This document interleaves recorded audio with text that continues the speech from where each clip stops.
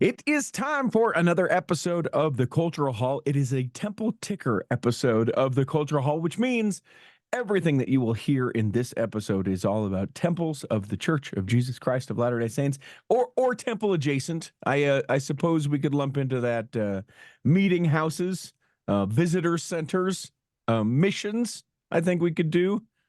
Big deal in my ward this week, Corey. I'm uh, Tell I'm me. uh, I'm uh, well, I shouldn't say that I know this for sure, but I'm 99% based on how I asked the question of my bishopric. There are 3 wards that are meeting on Sunday morning. We're all meeting at the same time. And I looked at where our particular wards are. They're shrinking them. The 3 wards are going to become 2 wards, which is Okay. great because we go to church at 7 o'clock at night on Sunday night. So I'm excited that now we can go to church at a normal time and not have to wait till next year.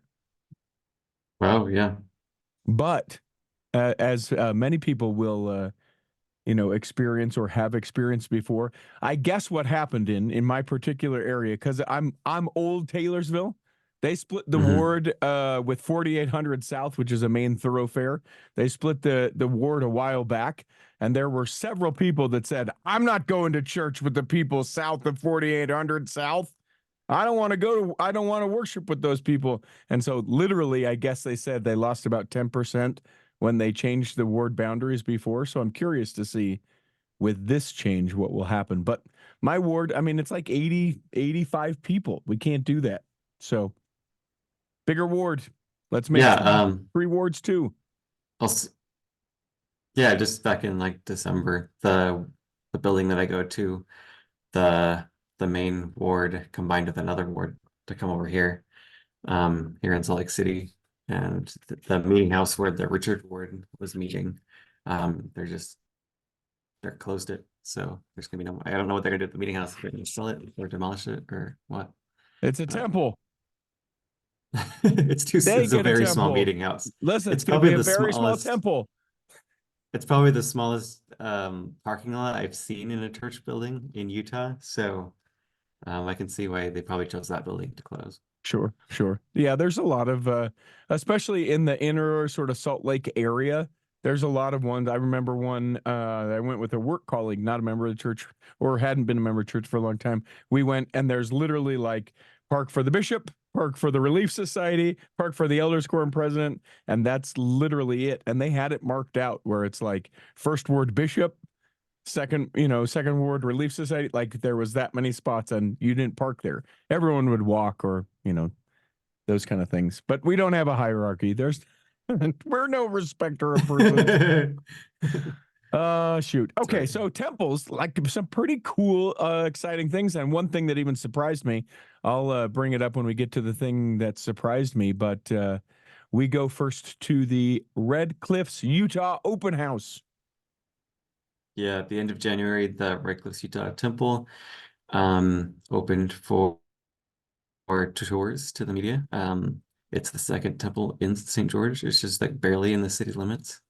If you remember, this temple was announced as the Washington County Utah Temple, and that was obviously just a placeholder name. So they picked a prettier name, I guess. Yeah, the tours were led by Hugo Martinez, who's in the area presidency, and then Sister Tamara Runia was there as well, giving tours to the media. And we got our first look into what the temple looks like. And I can tell you, if you've been to the Saratoga Springs Utah Temple, Mm-hmm. it's a twin temple because it's very similar, but a little bit different color scheme and decorations and everything.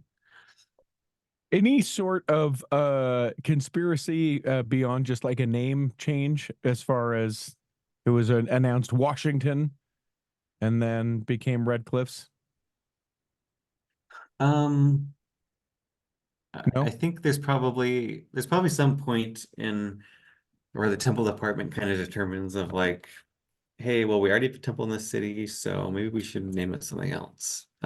So I think just naming it St. George Red Cliffs but like if you say Washington County, you'd assume it's in the county limits, but like it's not. And so um and there's a city called Washington, Utah. So it Sure. would be confusing that it's not in there, but it's not the first time that the church has built a temple in a city where it's not named after. Yeah, don't get us started about that temple down in Texas, for crying out loud. I don't know what their deal was. So the one in Torreon, that's really in Gomez Palacio in another state than Torreon, but whatever. Um, Also worth noting that apparently Elder Martinez has settled down a little bit as far as the tour goes. Well, he used to start his tours and say, "My name is Hugo Martinez. You killed my father. Prepare to learn about how you can baptize." Anyway, he apparently calmed that joke down. Only did it a well, couple I of think times. there's a Hugo Martinez also Yep. in the 70s, so I'm sure he gets that a lot. Yeah, of course. Of Um, course he does. So open, we like it. It's when does that sucker get dedicated? I think it's the middle of March. Okay. It's going to be Elder Eyring that or President Eyring that goes down on March 24th. If you're wondering what the uh, themes of the temple are, they actually used a lot of desert plants, such as the Dwarf Bearclaw Poppy, and as well as which is actually an endangered plant to Hmm. the area. So hopefully that sticks around, and I don't know, It's a gorgeous plant. Also, if you're a Latin fan, it's the Arctomicon keeps humilis. the theme of the temple going. There's also awesome, thanks. Yeah. There's also Indian paintbrushes, cottonwood leaves, pomegranates, and other succulents. They use a lot of purple, green, gold, coral colors. Um, I really like the arches that they have in some of the windows in the celestial room and in the one big ceiling room. I can tell that it looks like the Saratoga Springs Temple because it's about the same size rooms, but instead of like a kind of a more square windows, they use these arched windows. So a little bit, a little bit different than what they used at the other temple. I know for some people that are pretty familiar with the area, that whole part of Washington County used to be nothing but like fields and farms and nothing. And now, even since the time that they announced the Red Cliffs Temple to now almost dedicating it, the growth in that area is just unreal. Yeah, I bet one of the names that they chose they were considering was probably Washington Fields because this area is called Washington Fields. But I think in just a couple of years the fields are going to be gone. So Yeah, the Washington residential sub I don't know. Okay, so where else did we go? What oh, we go to Tennessee. I like this. yeah, there was a temple groundbreaking in Knoxville, Tennessee. It was on January 27th. I think what was his name? I think it was the general authority that was there was Elder Shane M. Bowen. He's a counselor there in the South. Um, yeah, and they met at a local meeting house and did all this talks and everything. And then a group of elite people went to the temple site to get those golden shovels and turn over some dirt because it Yeah. was kind of raining that day, and so they didn't, I guess, invite the whole crowd to gather there. But Let's do it yeah. quick. We hauled in this dirt. We might as well break this dirt that's already been here that was laid out on top of a green carpet, everyone. I just wish we would do it for real. I know we've lamented this before. I just want them. I want to know that elder and sister so and so can both feed a shovel into the ground. That's what I want to Yeah. know. And if it's too rocky, okay. But if it's dirt at all, let's put both feet on a shovel and put it in the ground.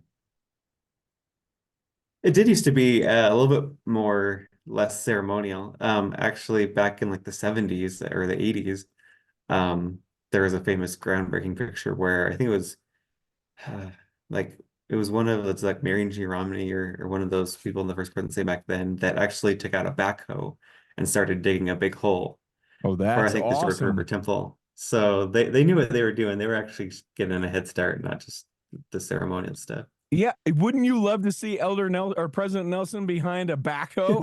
That that that would make the news.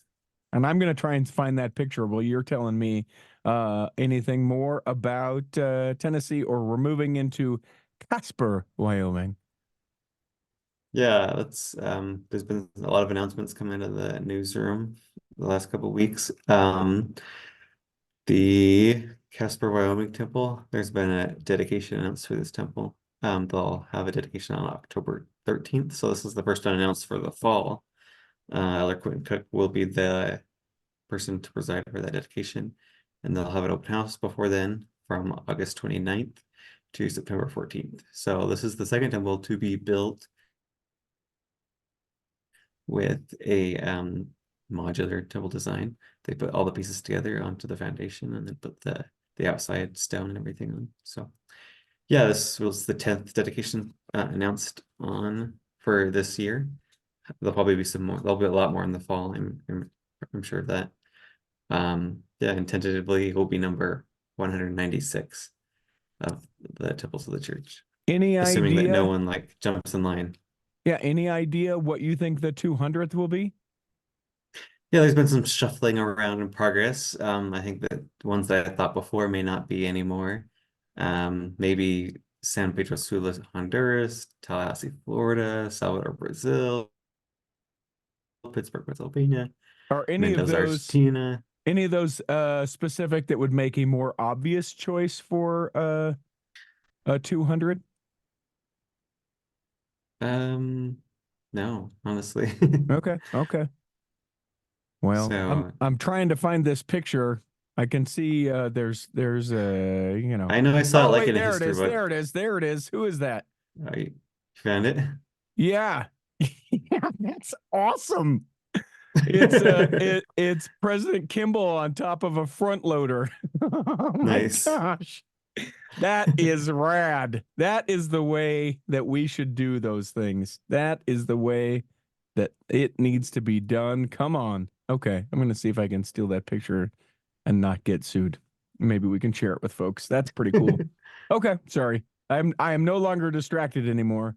But I think they're going to pull a I think they're going to pull a fast one on you, and I think we're going to have something significant, or something maybe that we don't know is significant when we go to do the 200th. I don't think that they can let it go where it's just like maybe they do the 200th on the weekend of fall general conference. They'll make a deal out of it. You can't not make a deal out of 200.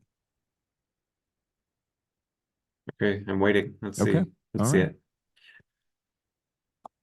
So then what we go to? Oh, does Elder Cook have any sort of connection to Wyoming? I don't know. I'd have to look that up. Okay. Okay. Maybe, I don't know. I actually have no idea. So we'll see. Maybe he had, I mean, I'm sure most of them had pioneer ancestors that went across the plains. I don't know. Okay. Okay. So then Manti, and I'm still trying to get our invitation to this, by the way, so that we can get in and be able to Oh, check out nice. the Manti Utah temple before Yeah, the common folk get to. and it would be good because it's only gonna be like a less than a 3-week open house, which is, small for Utah and especially small for a pioneer temple where a lot of people have connections to this. But I think maybe the calculation is that, it's just a rural area of Utah, not as many people, won't be as many crowds that are going to be willing to make the drive there. But what's also unusual is that they have announced that they'll have one single rededicatory session at 5 p.m. on April 21st. And this is unusual because normally they have 2 sessions and they're during like normally one at 9 o'clock and one at like 12 o'clock. Hmm. And they cancel church services for everyone in the area so they can attend. But they announced that it'll be at 5 p.m. Don't cancel church. Go do everything as normal. Hmm. And they haven't announced who's going yet. So I mean, my strong suspicion is that President Nelson would like to do it. Sure. When he did the groundbreaking for the Ephraim Utah Temple, he touted all 4 of his grandparents were from the valley. So I think, that's where he has family connections. So I think he'd like to go down there to rededicate the temple, just kind of barring whatever health circumstances he's in at the time. And with it still being a couple months out, do you think that it's so touch and go? Not like he's on death's door, but it is so touch and go that they're like, listen, we don't want to say that it's going to be him and then not be able to deliver. Do you think that that's what it is? I would assume so because, like, just on a day after his 99th birthday, he was pretty vigorous and everything, and then he fell and he was really limited in his mobility. And there has been pictures of him, going back to the office, meeting with people. So I think he's on the ups, but you never know what happens in 3 months Yeah. when you're 99. Yeah. The other thing that's pretty significant, and I found out why they're doing the 5 p.m. Do you know why? Tell me, I haven't heard. So so many people in the Manti Valley still have the Manti pageant memorized. They're going to launch it one last time, and it's going to culminate in the dedication of the Manti Temple. So there on the hill, I just love in it. front of the Manti Temple, they're going to have everybody be there and then dedicate it that way. Very cool. A strange move for the church to lean into something like that. A little out of the box. No, they won't be doing that. The Manti pageant script is buried in the hill, and hopefully the angels took it away so that no one can ever find it.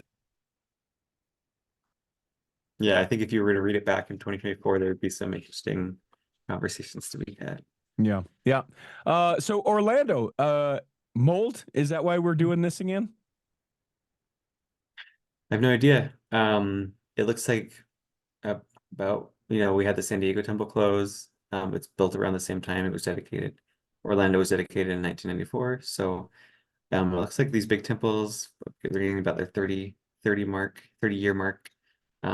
It's kind of up for renovation. And so it seems, it's still kind of a newer building, but I guess it is, they think that it's needed to have some renovations. It used to be the only temple like south of Atlanta for a long time, but now there's a temple in Fort Lauderdale. There's one that's been close to being finished in Tallahassee, and there's also been temples announced in Tampa and Jacksonville. So I think, yeah, the temple goers will be served while it's closed. Good. Good, good, good. Let's see. How about we go? Oh, I don't know. How about down to Mexico? Yeah. They announced a groundbreaking and they released a rendering for the San Luis Potosí Mexico Temple. It'll be on March 9th. And Elder Sean Douglas. He's a Salt Lake City native that doesn't have a middle initial. Okay. So very Good. interesting. Good. I know there was talk this week about, oh, why doesn't Elder Curon have an initial even though he has a middle name? He's like, oh, it's just us Brits don't do that. Yeah. But Yeah. apparently this guy from Salt Lake City doesn't do that either. So And I didn't know that Elder Suarez has a ghost S. Did you read that? I didn't. Yeah. So this is real. So I make up a lot of crap and spout it like it's truth, but this is actually something that I read that in some instances he has been introduced as Ulysses S. Suarez, and he's like, I don't know where they got the S from. I don't have a middle name. That's hilarious. Someone just wanted to give me a middle initial, and so they call think it a ghost S. But his name is just Elder Ulysses Suarez. There's I no think middle initial. I think they think his middle name is Ulysses, and then Suarez. I don't know. Yeah, It just all yeah. gets clumped together. Ulysses, and then the S is the I don't know, but it is a ghost S. I've never heard of that. So I've decided if I ever become an apostle, so we don't have to worry about what I'm about to say, I'm just going to have a bunch of ghost initials. Nice. Yeah, the San Luis Potosí Temple, March 9th, they'll have a very Spanish colonial design, really appropriate for the city that it's in. It's kind of an off color white with a kind of an orange terracotta dome, or not dome, but like a cupola. And it looks a lot like the Cali Columbia Temple, if you've seen that rendering. It's almost like a twin. Almost like to the T, all the details are pretty similar, except for some of them on the top of the temple. So, And and people, then I should say this though, people need to make sure that they go to the show notes because you have links to all of these. So if you're like, what is he talking about? What's a cupola? I'm not really sure. What does this temple look like compared to this? All of the links are available in the show notes. So make sure that you go through and click through that, even if you just want to make a quick click through and be able to go, oh, okay, yeah, yeah, yeah. Or I suppose I should have said this at the beginning. You can follow along and be able to click and see as we're talking about them. So there, show notes. Yes, good plug. And you'll want to see them because there's also been renderings released in two temples in Brazil, the Natal Brazil temple, and the Teresina Brazil temple, got renderings. In Natal, it's a one-story, kind of a modern design, light granite, kind of a diamond-shaped spire. And then the Teresina is a two-story, pretty similar color granite. They'll have arched windows, and then the spire kind of looks like a trumpet with like this a stick poking out of it. So that's kind of interesting. They've been Hmm. more creative. They've been more creative about the kind of like the toppings of the temple before, now that Moroni's not on there. So it's kind of interesting. They just And take these two his temp horn and turn it sideways, and they're like, "We don't have Moroni, but we have a trumpet." that's right. These two temples, like, the style of granite and everything look pretty similar to the other two that were released in Londrina and Ribeirão Preto. So I think they're kind of going with the style there in Brazil. Hmm. And then we go to Peru. Other Yeah, sites announced. These are just the sites, not groundbreakings, not any of this, but just like, and the temple shall go here. exactly. Um, the one in Cusco will go on a 2.5 acre site.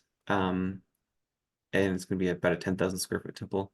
Pretty It's small. going to go, yeah, this is probably, I think, my favorite temple site in a long time because Cusco is a very historic city. We know that it was the center of the Incan Empire, some of the ruins around there. And this kind of city was Spanish, uh, it was established by the Spaniards. It's a very historic downtown with a big cathedral and everything. And this temple will only be a few blocks from that historic downtown. Hmm. It's going to be on a hillside. You can look out and see the whole city. Right above the temple is located like a Hilton Garden Inn, and Perfect. this garden inn will probably have the best will have the best view of the temple for sure. Um, because it's just right there above there. Um, just also above the hill is like a kind of it's a historic church. There's a plaza and everything. Just to the west of the temple, there's they call them callejones. That's like a small it's a street that's very steep. You kind of Hmm. have to climb up there, but once you climb up there, there's like this really cool arch that you can it's kind of like the gate to the city that you can look out and see the whole city from there. And there's a bunch of tourist shops and everything. So there'll definitely be a lot of tourists and people familiar with the site that will see the temple. And it's kind of the hillside is kind of steep, and so I'm kind of curious to see how they decide to place the temple, and what kind of design they choose. Well, and also, I mean, I'm surprised you didn't mention the Yokomo Restaurant Cusco. You can get some sushi just around the corner. This is Nice. what you get when you have the show notes. You can click and follow along and be able to see exactly what it's talking about. I think it's crazy that it seems like it's one of only like a couple green spaces in the area, and now the temple and I would imagine parking, will have to need to be there as well. So that green space gone. And yeah, it Yeah. looks hilly. I don't know how where they're gonna, yeah, interesting. Well, Interesting. yeah, it's the city center in Peru, so you probably won't need as much parking. They'll probably just be a small parking lot. Right now it's kind of already like a parking lot for like buses and stuff that are just Hmm. sitting on the site. And so I think the temple will probably go in that corner where all those buses are. It'll be right there on kind of like elevated along the street. Um, have a good view of the city. So I'm really excited to see this one. I'm sure it will be a destination temple like Rome or Paris or whatever. Cool. And then another one in Peru. Yeah, this one a little bit more further out in the Amazon jungle in Iquitos. Um, it will be on about a 2 acre site, kind of near a military base there. It's actually where a meeting house for the Sequoia Ward meets, so I think they're gonna have to relocate to a nearby meeting house. Um, and the temple will be there. It will be a 20,000 square foot temple, so twice as big as the one in Cusco. Um, yeah. Yeah, I just and now I'm lost in all these map and aerial views. I'm like, what is that thing over there? Hmm. you got to start a TikTok channel and do the things. I looked on Google Maps and I found what is this, and then zoom it in and make up some story about what the temple is. Let's take a quick break right now. When we come back, we got the second half of the Temple Ticker. We're talking with Corey K. Ward, the Pharaoh himself. More temple news from the Church of Jesus Christ of Latter-day Saints coming back right after this. Here in the second half of the Temple Ticker with Corey K. Ward, be sure to become a Patreon saint. Go to patreon.com/the Cultural Hall. We're doing the book club, the Cultural Hall Book Club, where we're going to be reading At One Mint. That's Thomas McConkey's new book. And coming up, I think the second Sunday in April, he's going to meet us all in a Zoom call. If you are a Patreon saint, if you've read the book and you want to ask questions of Thomas, spoiler, you don't actually have to have read the book to be in a part of that. You just have to be a Patreon saint. So if there's been a question you've always wanted to ask Thomas, you can certainly pop in and do that. But you've got to be a Patreon saint. Go to patreon.com/the Cultural Hall. Now, this is the news that surprised me of the week. The fact that we got any sort of Salt Lake Temple update. Yeah, there was kind of a big ceremony commemoration because they put basically the highest beam that will be on top of the temple. So this is a pretty a traditional commemoration whenever they're building a tall building, usually out of steel beams. Whenever they're going to place the last beam that's on the highest part of the building, they kind of have a a big commemoration about like, hey, we're topping off. Normally what happens is, they sign the steel beam, all the people that were part of it, sometimes like the mayor or whatever.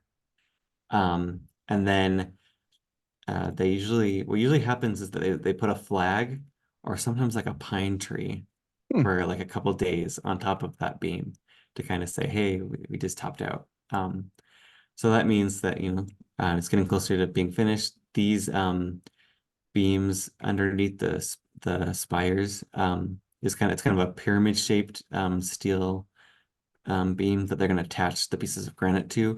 This is so that it kind of stays anchored in case of any movement under the ground, that the the spires won't fall off, basically. Yeah, there'll Yeah, eventually be a capstone and an angel Moroni on top.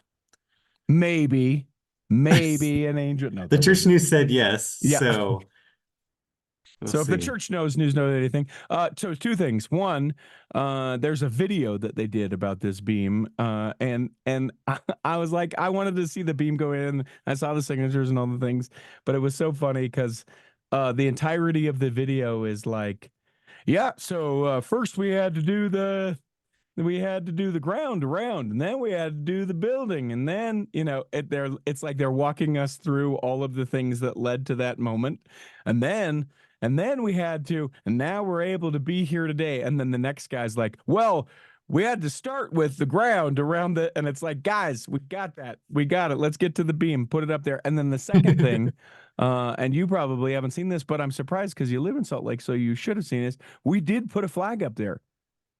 Okay. Kansas City Chiefs flag. Way to go. Go Chiefs. Brother Reed. We're celebrating the big win from Brother Reed. So congratulations. It's the Lord's team. Yeah. Yes. Okay. So Yeah, oh, so unlike what's happening in Salt Lake, the Stockholm Sweden temple, which is close to renovation, has been demolished. It's right in the middle of being demolished, which is kind of surprised because they really originally announced this as a renovation and expansion. But what it really is a reconstruction. So if you're to drive by the Stockholm temple right now, you just see like half the temple gone. It kind of looks like a tornado just like took out half the temple. All like the wood beams of the roof are just like sticking out, like toothpicks and everything. And eventually the whole building down to the foundation will be taken out, and they'll build a new temple right there on top of it. Will be a larger square footage, going from like 16,000 square foot to 32,000 square feet. And I've heard some rumors that maybe the reason they did this is because just the foundation wasn't great, and so rather than kind of dig a basement underneath it, they just decided to start over. And so I think this is something you'll start to see more with renovations, is that they'll decide that they just would rather start over, which is going to be happening to the Provo Temple in about 10 days. And will be closed and eventually demolished as well. And then the Anchorage, Alaska Temple as well. They're building a new temple on the side of the site where the meeting house is, and then Mhm. eventually when that's finished, the old temple will be torn down. So it's It kind of an interesting era of temple renovations that we're going to. it's interesting though with the Sweden temple, similar to like Chicago and some of the other temples that have the, I think Boise has the 5 spires as well. They've left the spires. Now maybe they'll come out, but it looks like 2 of them, if I was doing a project, I would have taken them out already because the building's sort of on the other part of the land. Maybe they're going to leave those and have that be original. But you're right; it does look like a tornado just came in and went yoink and broke the timbers, and it it doesn't. It's not like a pile of rubble. It literally looks like half the building, a big something ate it and then took it away and then left the rest. Yeah. Um, Hmm. yeah. I don't know what more I can say. Yeah, it's just Yeah. it is kind of shocking to see, that not since Nauvoo really has a temple been like demolished like this. So Do you suppose, or normally have you heard? I would think maybe more in Provo, because the higher concentration of Latter Day Saints. Do you think there's going to be anything like get a brick from the Provo Temple? yeah, if they can get past that fence, I don't know. That would be No, interesting. but I mean like fundraising or like organizations or like the Oh, stake presidency is like, hey, we this was from the original Provo Temple. It surprises me that we wouldn't do something like that. yeah, We perhaps. Although should. there's not really bricks, I don't know. We'll just see what type of material that a, they. a piece of timber. Listen, be creative. I just am saying, Yeah, yeah, it's a like so I'll I give you a mean, for instance, like the chapel that I worship in, my grandparents not only helped fund to build, but literally helped build. If they tore it down, I'd take a brick. okay. Yeah, they when they took out the annex of the Salt Lake Temple recently, President Nelson got it for his gravestone. So his temple his gravestone's made out of the temple material. So Yeah, see, that's what I'm talking about. Okay, let's move on because I know we got a bunch of stuff still to get to. Heber Valley, we doing this thing or no? What's happening? yeah, it looks like it's slowly rolling forward. The people that were gathering signatures have run out of time, and it looks like they only gathered about 2,700 signatures. 2,400 actually qualified as being valid signatures, and they needed 3,235 signatures by that date. And so the 79 people that were gathering signatures have kind of run out of time, and it looks like they are still pursuing other means to push back on the county's decision to approve the temple and the lighting plan. There's 2 lawsuits that are currently pending. So we'll have to see where that goes with that. But I think now, if the church is in the clear, they'll probably start construction soon. I was just going to say though, these lawsuits aren't making it so they have to have a stay and they can't start building. They can in fact start building now in It Heber. looks Yes. like it. Yeah. Yeah. Okay. Okay. Which is, what has actually been the discussion in Cody, Wyoming. They requested a stay on the construction of the temple of their approval, and the judge said that no, you can't have the stay. The citing of his reason is that the group the that is doing the lawsuit, he said they can't prove any irreparable harm if the temple proceeds. However, he can prove that the church will experience irreparable harm if there is a stay, because they'll have an expense of delaying construction, or they have to store the modules offsite and everything.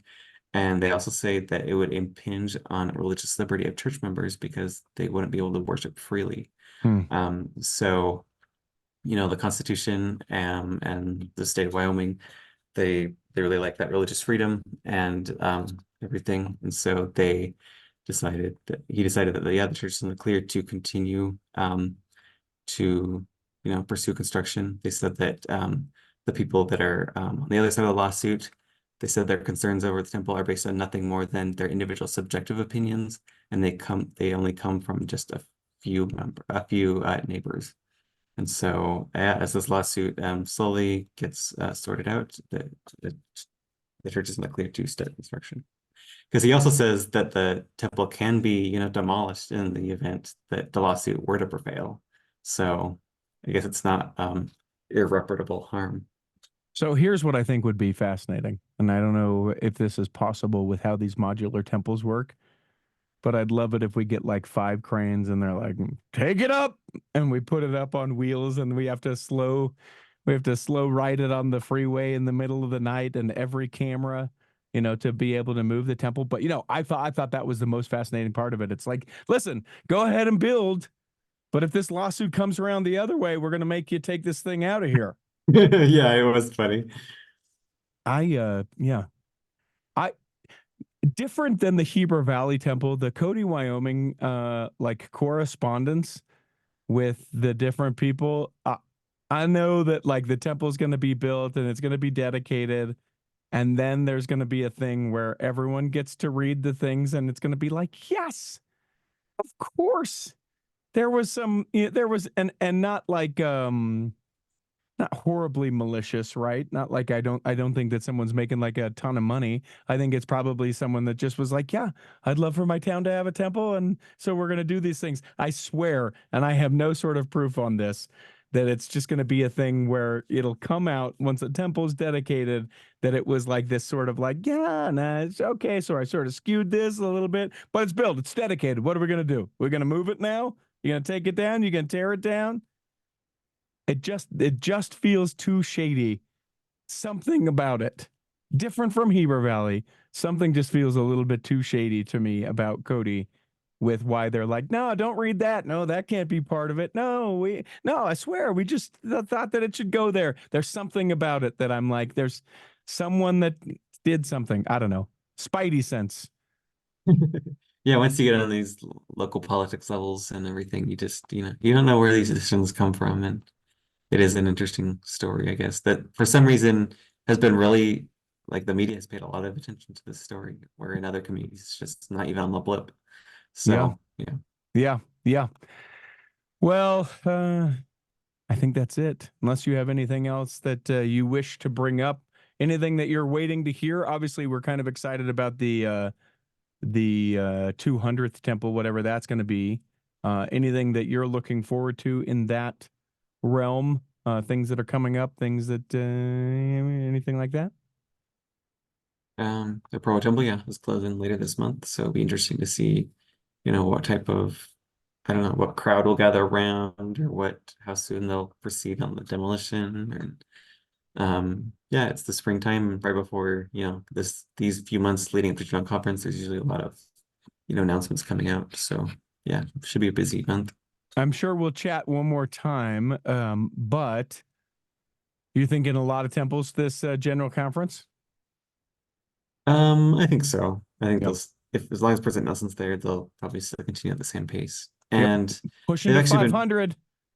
yeah, it seems like construction progress has been picking up. There's more dedication, there's more site announcements, and so I think that the church is kind of mobilizing to do this. So the next time we chat, be prepared. You're going to need to do your temple predictions for a general conference, because we'll probably speak right around St. Patrick's Day 2024 ish, and be able to talk about the latest and greatest in the temples of the church.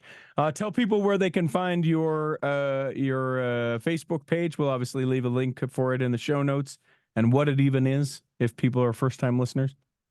Yeah, it's called Latter-day Saint Chapels Around the World Daily. I take some screenshots of some basically a stake around the world to kind of show like what type of meeting houses they use and everything. And then I post them one post every day. Yeah. And there are other groups that are like that out there, but they suck. Don't go to those ones. Go to Corey's. His is They the don't post best every one. day. Yeah. Yep. Yeah, they don't do it every day. He's every morning. Sometimes, and I know this about Corey, this is how serious he takes it. Sometimes he wakes up in a sweat ring in his bed because he hasn't been able to determine which one he's going to post that day. And then he's able to do it. Have you ever shared the picture of the one down in the Havasupai tribe down in the Grand Canyon?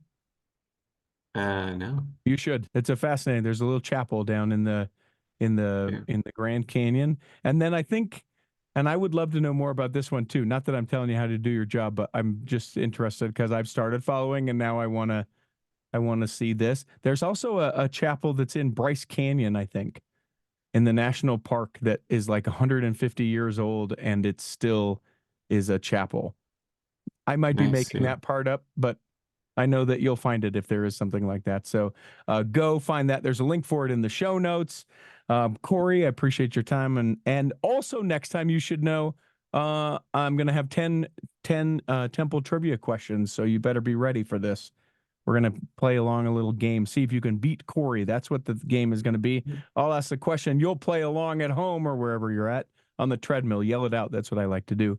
And you'll see if you can beat Corey at temple trivia. 10 temple trivia. It has to be an alliteration. Hope that this episode has nourished and strengthened your body. Hope that if you're sick or otherwise afflicted, that you'll be able to listen next week. And that when the time comes, you'll be able to travel home in safety. In the meantime, we'll be saving a seat for you On the back row. of the cultural The Cultural Hall.